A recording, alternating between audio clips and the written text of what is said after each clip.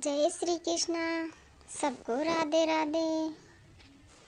आज मैं आपको सुनाने जा रही हूँ शरद पूर्णिमा कब है और इसकी तिथि, शुभ मुहूर्त और पूजा विधि। सनातन धर्म में शरद पूर्णिमा का विशेष महत्व है। इस दिन स्नान, दान और व्रत करना बहुत ही फलदायी माना जाता है। ज्योतिष के अनुसार सभी पूर्णिमा में शरद पूर्णिमा सबसे महत्वपूर्ण मानी जाती है। इस वर्ष शरद पूर्णिमा 28 अक्टूबर 2023 दिन शनिवार को पड़ रही है। शरद पूर्णिमा के दिन चंद्रदेव की पूजा करना अत्यंत महत्वपूर्ण माना गया है।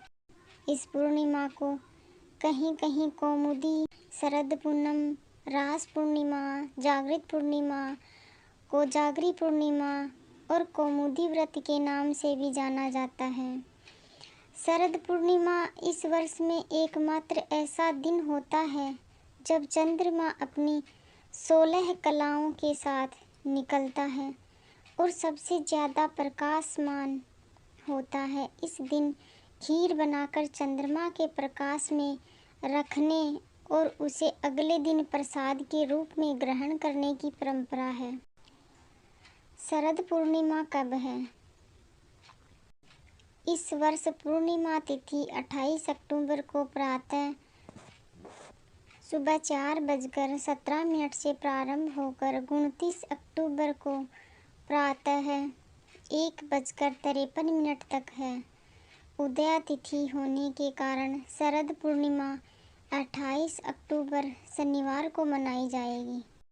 शरद पूर्णिमा का शुभ उत्तम मुहूर्त रात 8:52 से 10:29 तक है।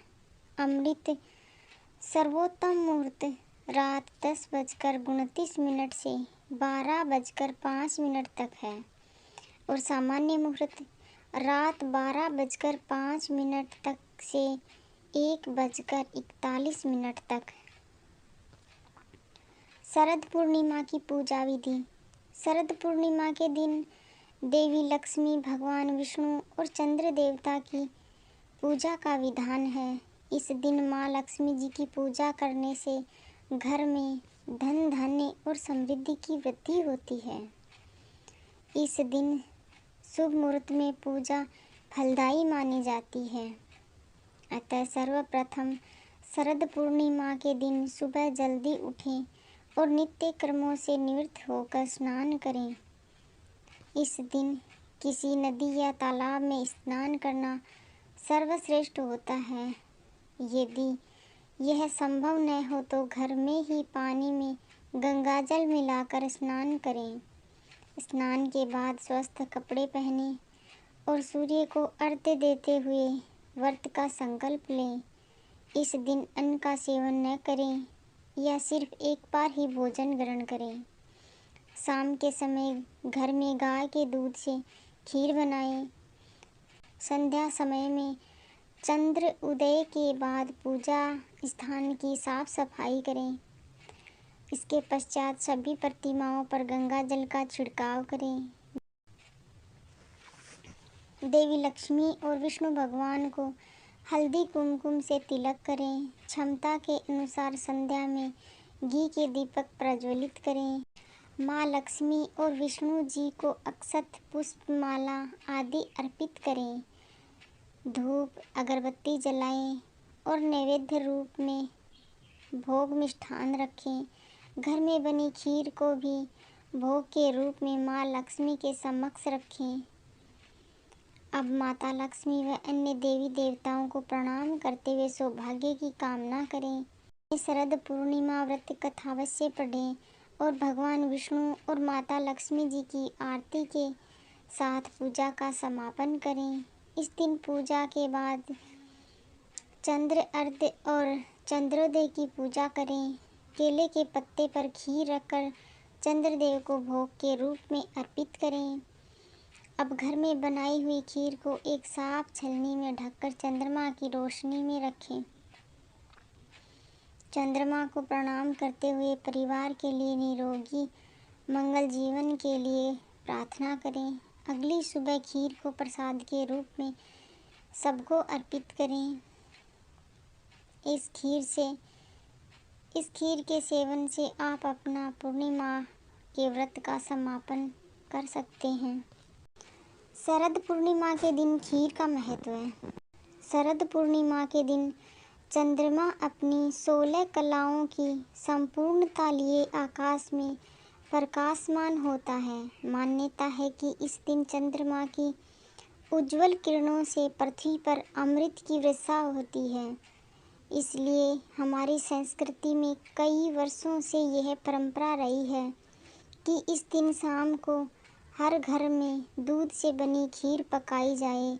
मान्यता है कि चंद्रमा की किरणों से इसमें अमृत जैसे औषधि गुण आ जाते हैं। इसे रात में चंद्रमा की रोशनी के नीचे रखकर अगले दिन सुबह प्रसाद के रूप में इसे ग्रहण करें। शरद पूर्णिमा पर चंद्रमा पृथ्वी के सबसे नज़दीक होता है। इसलिए इस दिन चंद्रमा के प्रकाश में रखी खीर को मानव शरीर के लिए बहुत स्वास्थ्यवर्धक माना जाता है। प्रातःकाल इस खीर का सेवन किया जाता है। परिवार के सदस्यों में प्रसाद के रूप में वितरित किया जाता है। शरद पूर्णिमा व्रत का महत्व है। मान्यता है कि शरद पूर्णिमा को व्रत रखकर माता लक्ष्मी का पूजन करने से व्यक्ति की कुंडली में लक्ष्मी योग और धन तथा वैभव की प्राप्ति होती है। इस अवसर पर गरीब निराश्रितों को अन्न और दान का भी विशेष महत्व है। श्रद्धालु इस दिन गंगा मैया में डुबकी लगाकर पापों से मुक्त होकर मनवांछित फल प्राप्त करते हैं। शरद पूर्णिमा व्रत की कथा। प्राचीन काल में किसी नगर में एक साहूकार रहता था। उसकी 2 बेटियां थीं। उनकी धर्म कर्म में काफ़ी रुचि थी।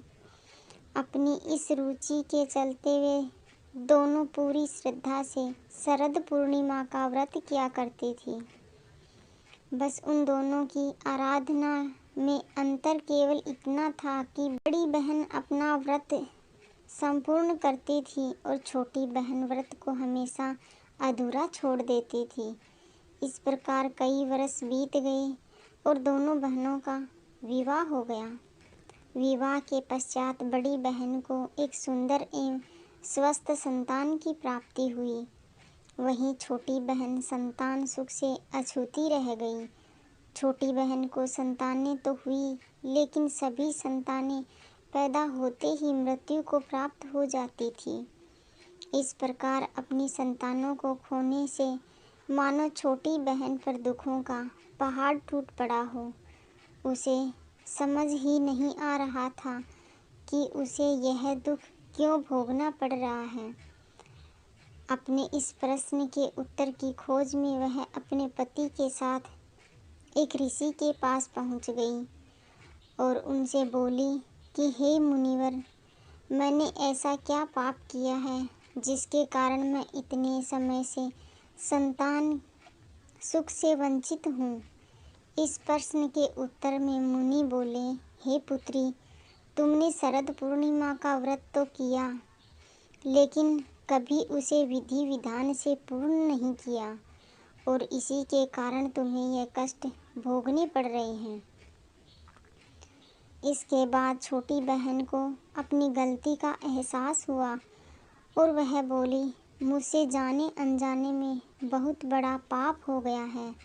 मुनिवर, आप कृपा करके मुझे इस भूल को सुधारने का कोई उपाय बताएं।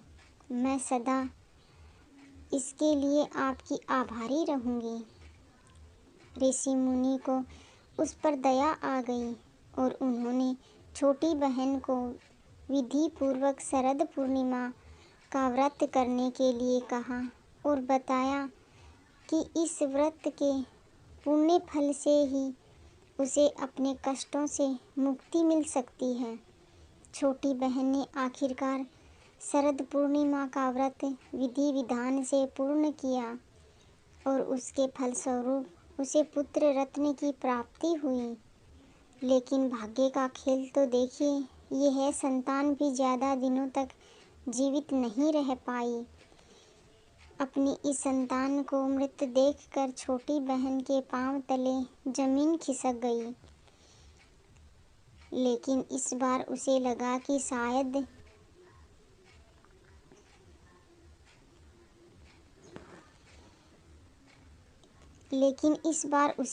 कि शायद उसकी बड़ी बहन के पुण्य फल उसके पुत्र के प्राण वापस लौटा दें। और ऐसा सोचकर उसने अपनी संतान को एक पीढ़े पर चादर से ढककर लेटा दिया और अपनी बड़ी बहन को घर पर बुला लिया। जब बड़ी बहन घर पर आई तो उसने अपनी दीदी से बोला कि आप इस पीढ़े पर बैठ जाओ। जैसे ही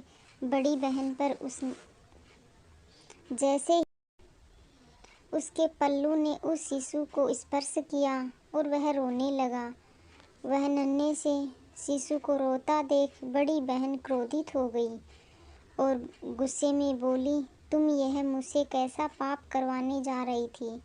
अगर इस बच्चे को कुछ हो जाता तो? यह सुनकर छोटी बहन बोली, अरे दीदी, यह तो पहले से ही मृत था। यह तो आपके भाग्य से जीवित हुआ है। आपने हमेशा शरद पूर्णिमा का व्रत विधि पूर्वक किया है और यह उसका ही फल है कि आपके पल्लू के स्पर्श मात्र से मेरी संतान जीवित हो गई। इस प्रकार छोटी बहन की संतान को नया जीवन दान मिल गया। और जब यह खबर नगर के राजा को मिली तो उसने पूरे नगर में ढिंढोरा पिटवा दिया और सबको इस पावन व्रत को करने की सलाह दी। तब से लोगों की श्रद्धा इस व्रत में निहित है और भक्त अपने भाग्य को जागृत करने के लिए यह पूरी श्रद्धा से करते हैं। मान्यता है कि शरद पूर्णिमा की कथा सुनने मात्र से भक्तों को सौभाग्य की प्राप्ति होती है।